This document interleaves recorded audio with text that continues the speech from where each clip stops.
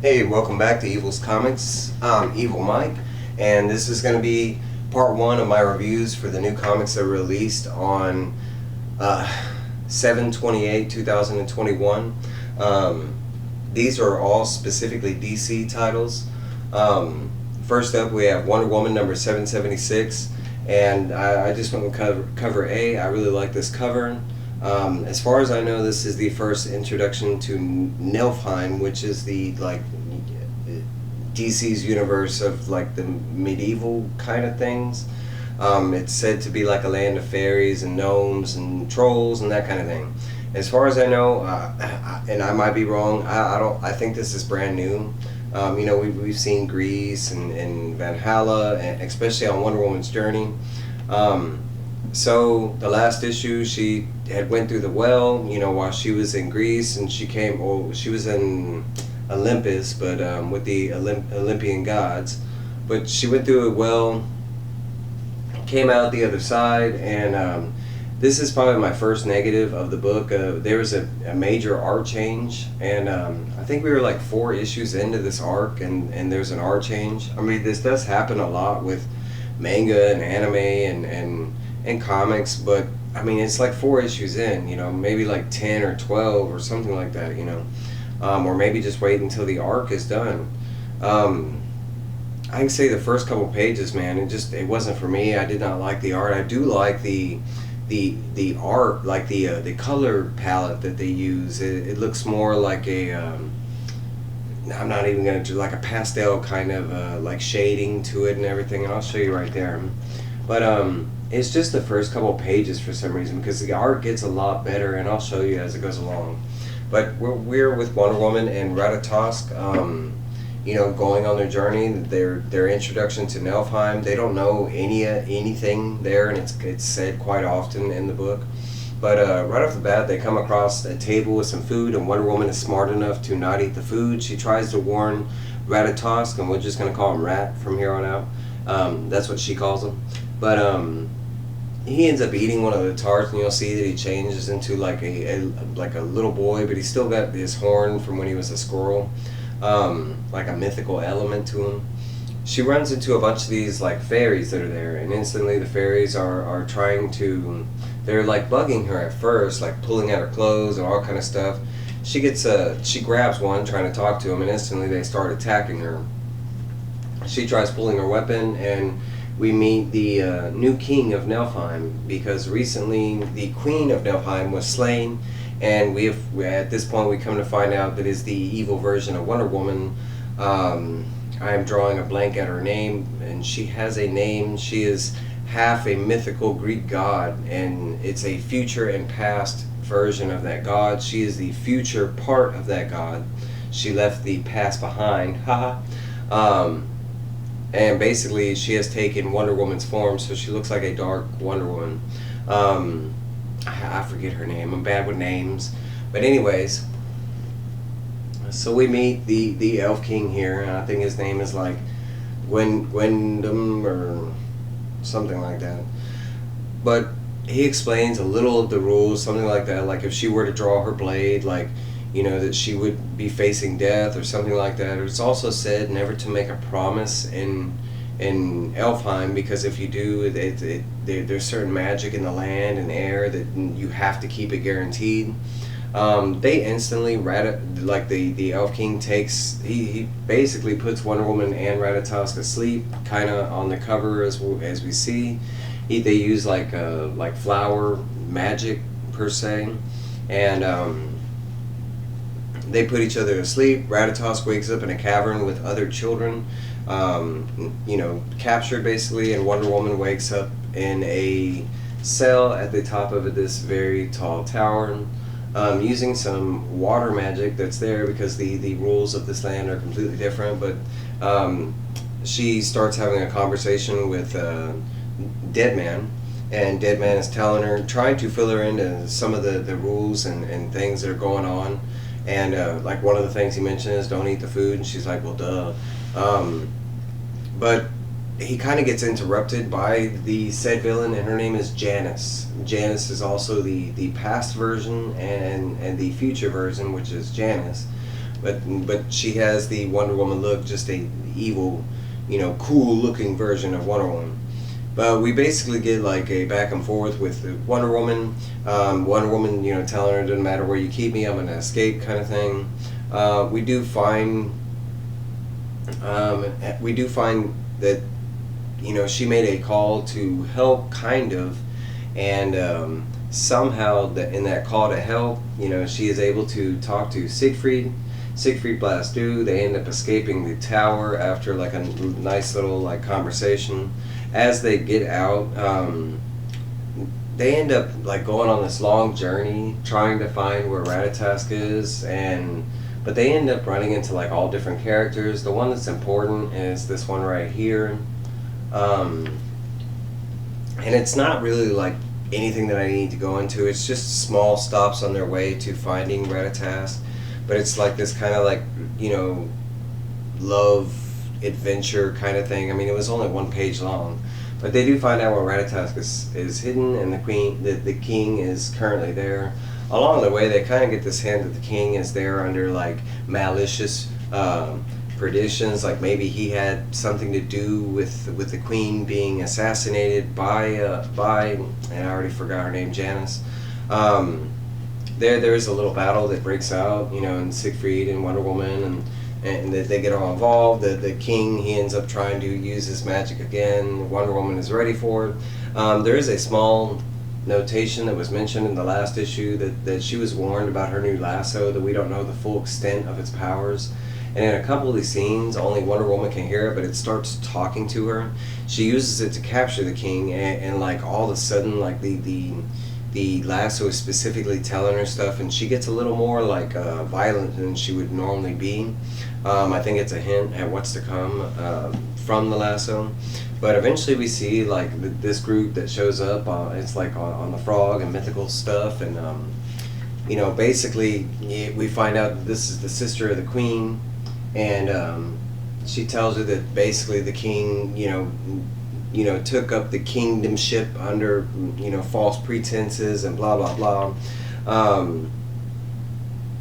They do kind of go into some other stuff. She ends up using the lasso to, like, we find out it might have the ability to get people to do what they want. And we basically find, the exit of Elfheim in the entrance to the next land that they're going. And it looks like right here, it looks like they're in like Metropolis or something like that is the next gateway. The second story is Young Diana. I'm not going to spend a whole lot of time. It's just basically the sum up of the story of the whole like the tomb that was enchanted. I can say I thought this story was going to go in a different way, and it sounded really cool. It's basically like an old Amazonian wizard had enchanted this tomb about a story about one of the, when they actually had men on the island, and what the Amazon did to hide that story about the young boy that they end up getting killed. And it's basically the Cleo, was the one that got enchanted and kind of went evil. And they kind of have this back and forth about how she knew about it and she was part of the reason it was hidden. And at the very end, we also find out that so is her mom, Hippolyta. They we see it. They reveal right here that her mom had something to do with the hidden scroll, and that's where the story's going next. It was a really quick read. It wasn't bad or anything. It was just there wasn't a lot of meat to the story. I think I've already spent enough time on Wonder Woman. Harley Quinn #5 was a great and fun read. I'm really loving this, especially after issue 3. If you gave up before issue 3, you're missing out. To each his own, but I have really enjoyed the art, and look at that, man. You got Hugo Strange as Batman going nuts. The art is just, it is different, and I can say it's not for everybody, but the further it got in there, it's just like, it really just speaks to me. But we see, like, it's a past encounter with Hugo Strange and Batman, and it's just this, it's basically Harley listening to the story about Hugo talk about Batman, and we know that Hugo is a huge Batman nut, and, it's basically like Harley doing her psychiatry thing, and he's not falling for it at first, but he is, because Harley is that good. And it's basically a lot of this back and forth, psychiatrist versus better psychiatrist, and it plays out really good. At the same time, we also find out that Harley is just a lot smarter, and she's like a couple steps ahead of Hugo Strange. She already has things in place and implanted, because we see here she has like a fake tooth, and she uses the fake tooth, and a bathroom get up, and she all this is set up so she can break in and free Kevin the clown. He was part of her group, and he got abducted, and so did a bunch of other clowns. So Harley is in it to save the clowns. So we see here that she takes out the guards and stuff like that, and she ends up finding Kevin and some of the other people that have been captured. We get to Hugo Strange's, I think his name is Mr. Till or something like that, but he is his like #1 bodyguard, and it basically like Harley Quinn was going to get cornered by this guy, and nope, she's got another trick up her sleeve. She brings her good friend Solomon Grundy, and Solomon Grundy quickly takes out that dude. With the help of Solomon Grundy, Harley and Kevin and some of the others escape the facility. We see in the background that Hugo is talking to this new villain, and they show him here. I can say right here he looks a lot cooler than at the end of the issue, and I'll get there.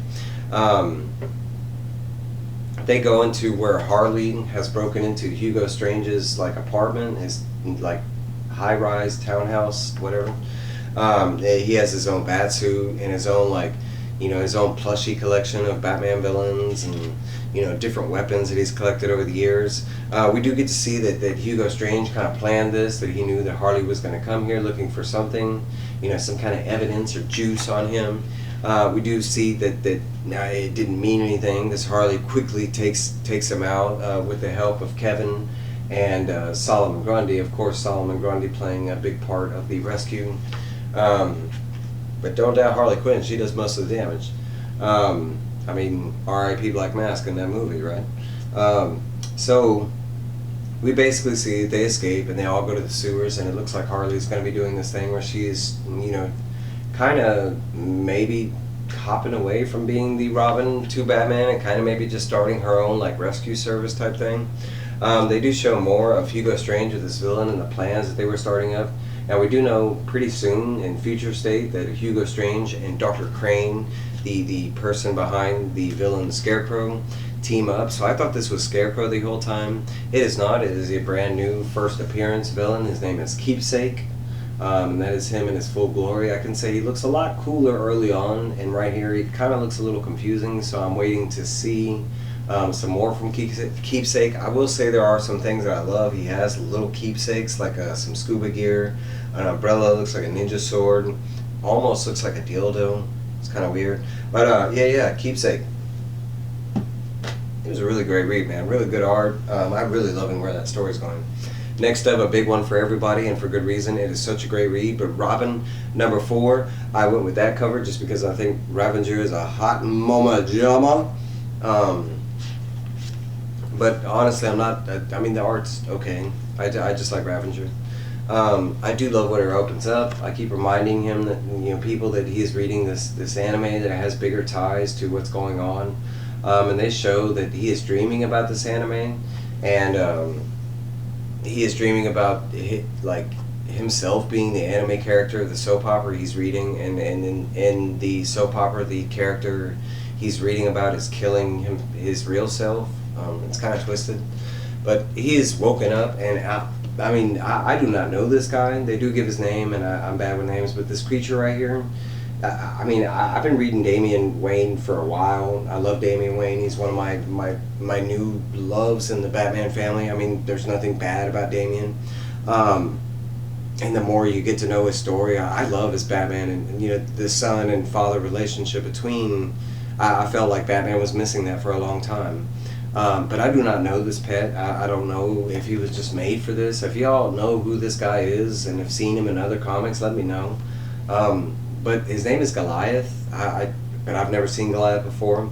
But basically, we find out that Goliath saved him from his fall with his fight with Fox Hawk at the end of the last issue.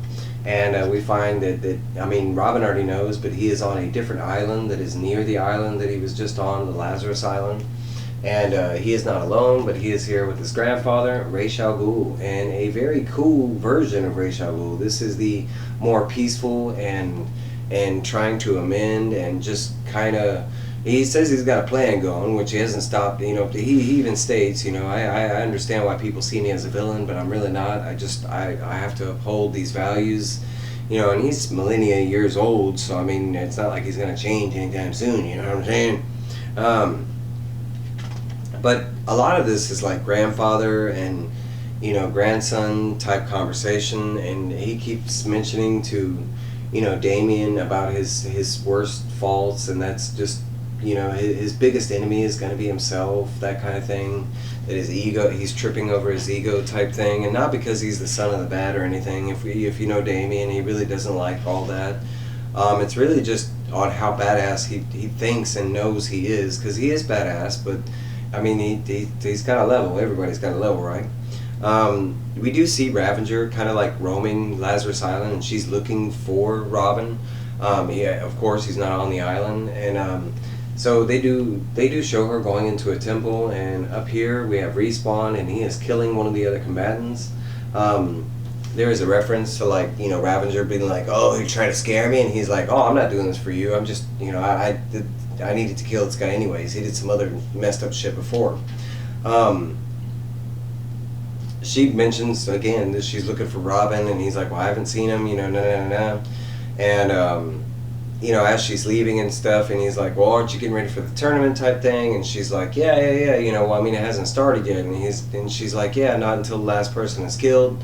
And I guess this slipped her mind, but she was the last person that had not been killed yet, and Respawn, ba-cha-chow, just slices and dices her up. So at that moment, the tournament begins. It is starting the next sunrise. At the same time, we're going back to Robin and Ra's al Ghul, and back to the whole grandfather and grandson. You know, he's literally trying to make a better version of Damien, and Damien's just, I mean, he's not hearing. He's stuck in his teenager ways, and he should be listening because Ra's al Ghul is giving him great advice.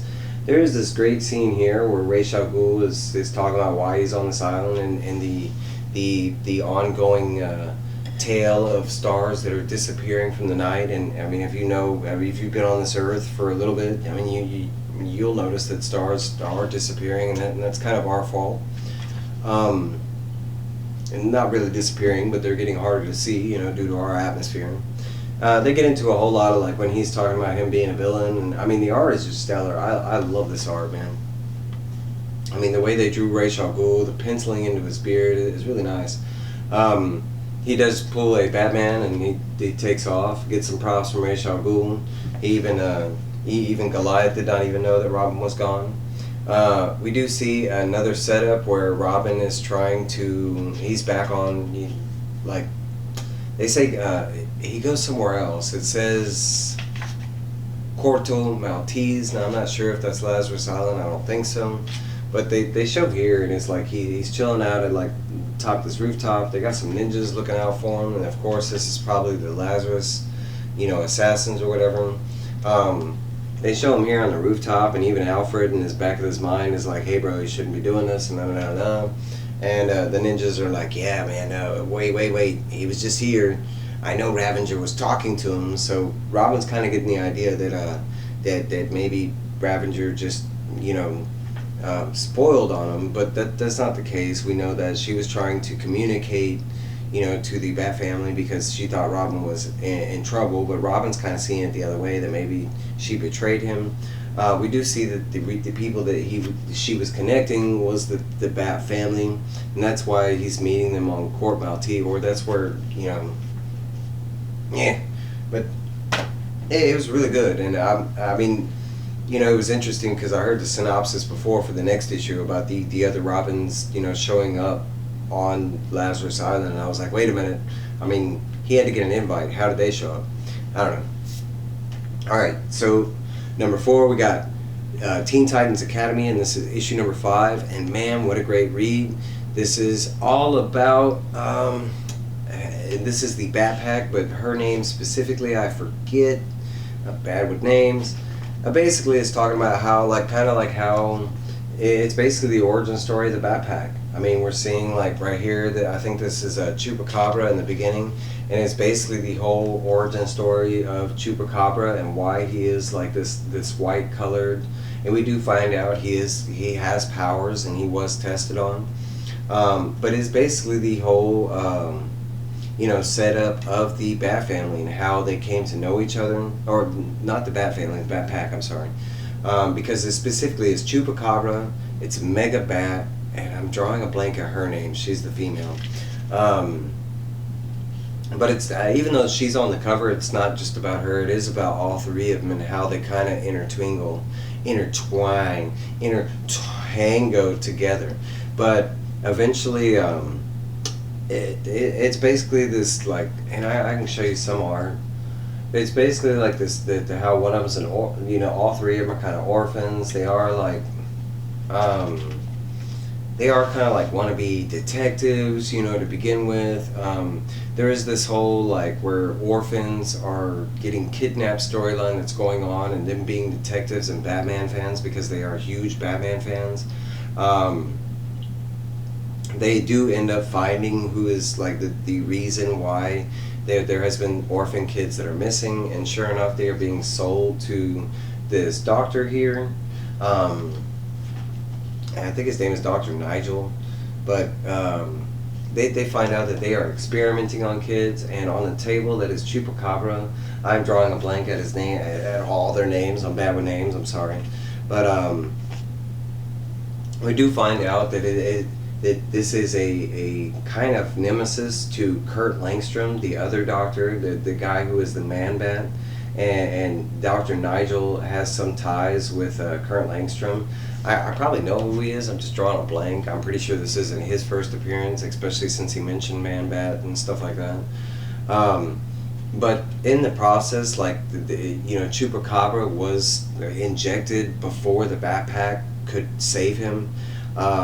They do end up saving him. They battle this Nigel guy. They do overcome the Bat Nigel, but Nightwing comes and he kind of like rescues him at the last second before things get too crazy.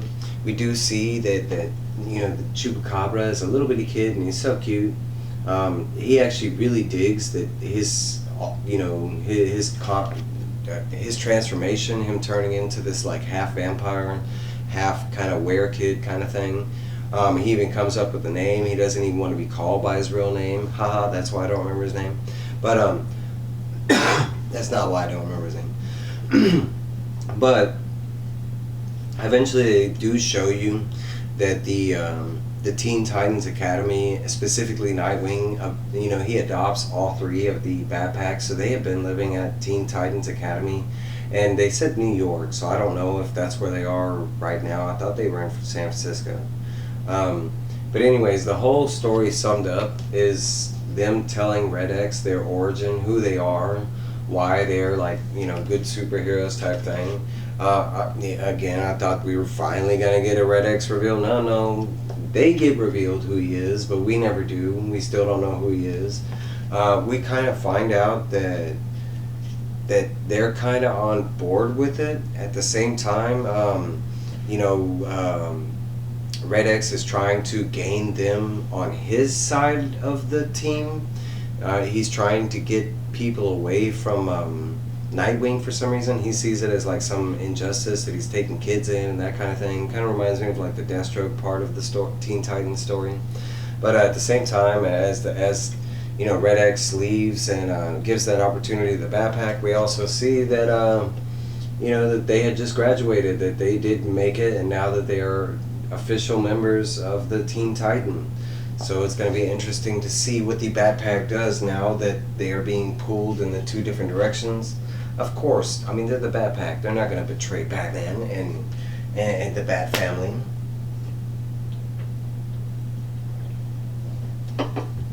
Last but not least, but my number one book out of these 5 books so far, this is Milestone Returns. This is the Icon and Rocket Season 1 first issue. And man, what a great read. I will all foregoing. I don't know anything about the Milestone universe. I missed it the first go round. I knew who Static Shock was, but not enough to read the comic. Now I have read Static season 1. I do have, you know, issue number 2 over there. So Hardware, Icon and Rocket, Static Shock. As far as reading them, this is a first for me. And man, what a good first read. And that's basically what it is. It is the origin story of Icon and Rocket. And I mean, basically it starts out and I mean, the art is spectacular the whole issue through. And it's basically setting up the origin of who Icon is, how he came to Earth. He is an alien through an alien attack. He is forced into like an escape hatch. He is blinded at the time. All his people, it seems that they end up perishing because of this alien attack. He is the last of his kind of like another alien that we might know of. And just like him, he crash lands on Earth. A little different from the other story, but he crash lands in 1843 Georgia, and he is found by some slaves. And these slaves hurry and rescue him. His ship and his like alien technology and this and that, he is able to take like perceive that they are human and that they love their children, so he instantly takes the shape of a newborn child. And for the rest of his grown days, he spent the rest of his life growing up, you know, from baby to little child to teenager to adult. We know him later on as Freemason, and I forget, but I'll get there. I'm bad with names, guys, man. So anyways, we jump off to Rocket's origin, and basically she is with these guys in a car, and they are on their way to rob a house. And supposedly she has the information on what's in the house and why they are robbing this house specifically. The guys in the car are the bad guys in the situation, and she's more like being pressured and peer pressured into the situation. One of her boyfriend is one of the guys, and she's not even a big fan of the boyfriend. As they are breaking in, because she does break in and she gets everybody in, on this very panel here, we do see Icon appear in his full un-t-shirted glory and scares the crap out of her, basically. They basically like find him and they try to intimidate him. Of course, they're robbing him, trying to rob him. And he quickly tries to tell them, you know, you need to leave, you need to stop this, you know, this is your chance. And one of the guys, he gets too excited, and he has been insulted by the guy, and he ends up trying to shoot Icon, and with no progress, because Icon is bulletproof, evidently, or just at least can't be hurt at that range. We do see some of Icon's pretty cool like powers, because he picks up this, you know, gun and crushes it with just using his mind. He allows all of them to go, and he explains that they need to forget this, and if they don't, that he will come after them and basically kill them. That he is not that type of person, that he will, you know, come and find them. We do see Rocket, and I'm drawing a blank at her real name, but we see her, and she goes home, and she's basically dreaming about like becoming a superhero, or, you know, taking this next step. She goes back to the house the next day, and she tries to convince, and I think his name is, no, I'm not even gonna say it. Anyways, but she goes back to the house to try and convince, you know, Icon into becoming an actual superhero. Like, hey bro, you have all these powers, do you know what you could be doing? You know, like, please, like, we, you know, at least like we could be getting rid of these guys that are selling drugs on the corner. And he's like, they're just gonna come back. Okay, well, you can get rid of them, they're just gonna come back. Okay, we can get rid of them. Through her persuasion and her persistence, she does talk him into being a superhero.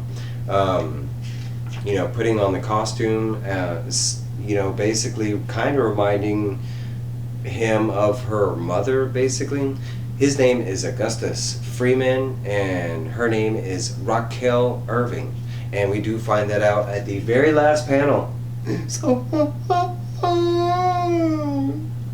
yeah, but that is Icon and Rocket. Man, what a great first and origin story to these characters, especially for people that did not know them, like me. I've seen them before, but just because you see some doesn't mean you know it. But man, what a great issue. I'm looking forward to issue 2. Yeah, that is my reviews on the first 5 comics. Sorry it was a little drawn out. I will put time codes.